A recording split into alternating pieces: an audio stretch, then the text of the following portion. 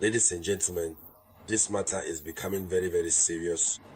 The situation between Israel and Iran is taking a new turn. On this 17th of June, 2025, before the European Parliament, the King of Jordan has just broken his silence, and he chose the perfect place to pour out all his venom against Israel. What is happening right now is drawing the attention of states that think rationally, of heads of states who think rationally, who understand the truth and decide to speak the truth to the whole world, and in places where voices are truly allowed. It's like at the European Parliament. The King of Jordan, don't even remember his name right now.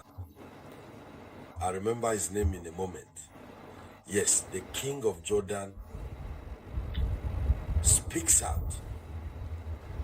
He says this: Israel's expansion into Iran threatens people everywhere. Israel's expansion into Iran threatens people everywhere.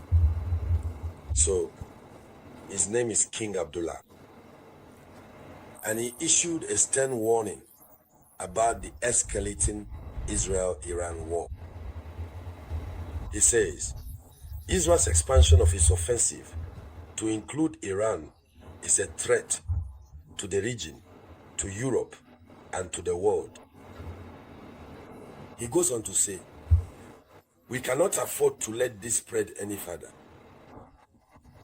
We cannot afford to let this spread any further, because according to him, it threatens his country, it threatens the region, it threatens Europe, and it threatens everyone.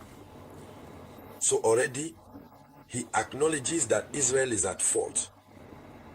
And in fact, in his statement, you can sense that he is expressing that Israel has an imperialist mindset. An imperialist mindset. Israel has expansionist ambitions.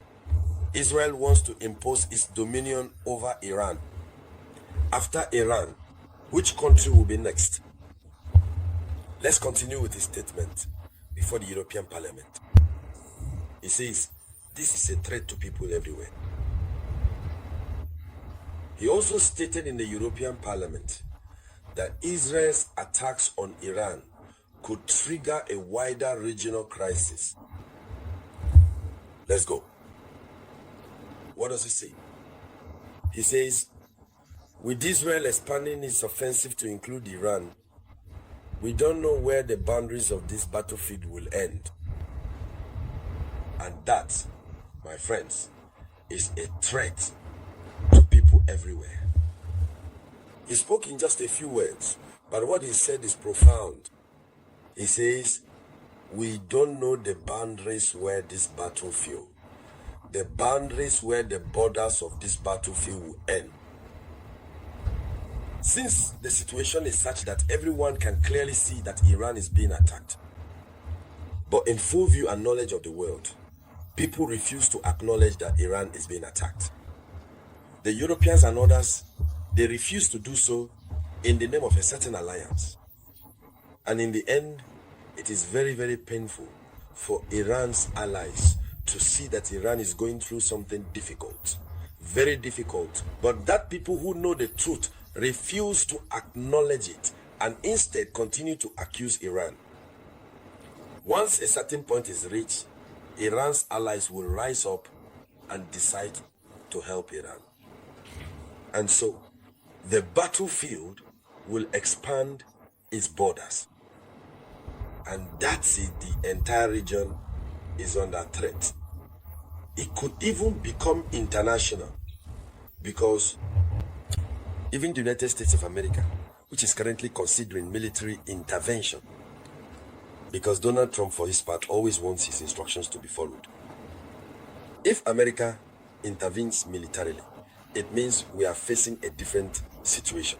And Iran has made promises, and as I told you here, what must be avoided are Iranian promises. I swear to you, when Iran makes a promise, Iran keeps its promise. Moreover, regarding the American speaking of the American salami, to remind you that as early as last Monday, right at the start of the first strike, before Iran began striking Israel, Iran summoned the Swiss ambassador in Iran. And this Swiss ambassador in Iran is the one who represents the interests of the United States of America in the region, in that area. They summoned him. They lodged a protest, because diplomatically, that's how it has to be done. They protested against the United States of America's support for Israel. They then issued a warning.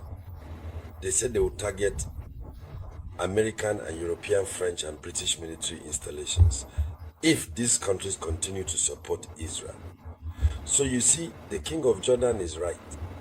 These remarks come as regional tensions are heading toward a broader confrontation, a confrontation that no border can contain. That's what it means. This situation risks escalating into another confrontation that no border will be able to contain. In other words, we will go from one border expansion to another. Given the current situation, we simply need to tell Israel the truth, that Israel must stop. So what is the problem? We always come back to this point. We need to ask the same question again, so that our brothers who haven't understood yet can understand. Iran announced just now, during a televised message from the Iranian general staff, they say that Israel possesses all kinds of weapons in the world. No, it wasn't. The chief of staff was the advisor to the commander of the Iranian Revolutionary Guard Corps. He said, Israel has all kinds of weaponry. Israel possesses all sorts of armaments in the world.